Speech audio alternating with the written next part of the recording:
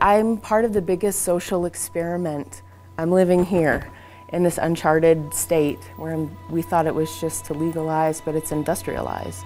When most people that I know voted for legalization, we thought that it was going to take the drug dealers out of our neighborhood. It was going to take the drugs out of our communities. And what we've seen is that it put more drugs into our communities. It put a different drug dealer into our community, and it hasn't helped us. There is no question that Colorado has become the black market for the rest of the United States. Public doesn't get it. Everybody's like, oh yeah, it's about weed. They're thinking about what people smoke at Woodstock, and they're thinking about buds, and they're not thinking about a 40% THC form of Bruce Banner that's sprayed with a concentrated THC on the back end of it.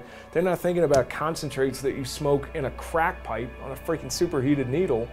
We're gonna have more people smoking concentrates than the plant. And concentrate's not weed, man. Concentrate is a highly manufactured synthetic drug. The target audience is young people. They are trying to make it as normal as possible so kids don't perceive the risk. Through advertising, through normalizing marijuana, through having the cannabis cup, and through having the 420 smokeout at the Capitol. Why would they want to be the targets of a commercial business that wants to addict them and take their brains hostage? And right now, kids can take a bag of gummies into their classroom and sit there eating them. You can take teas, you can take suckers, you can take anything with you and sit there getting high in front of your teacher all day long in class. And there's no way for anyone to know. Making more drugs more accessible isn't really gonna help.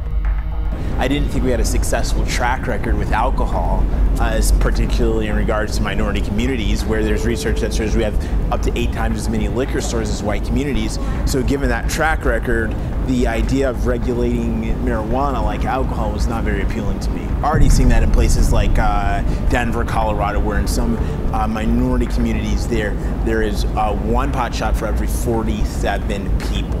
This is about major companies, big business. This is multi-million-dollar private equity firms that are getting involved. These are people that look a lot more like me than they look like Cheech and Chong. And they've cut off the ponytails and put on their Armani suits, and they have their Ivy League MBAs in hand, and it's all about money. And I don't think the voters had any clue what they were voting on. When we hear this false dichotomy that there's only 2 stances on this issue, incarceration or legalization, and I strongly believe there's a better way forward than incarceration, there's a better way forward than legalization, and we need to be devoting our resources, our time, and our energy to finding a path between those 2 extremes.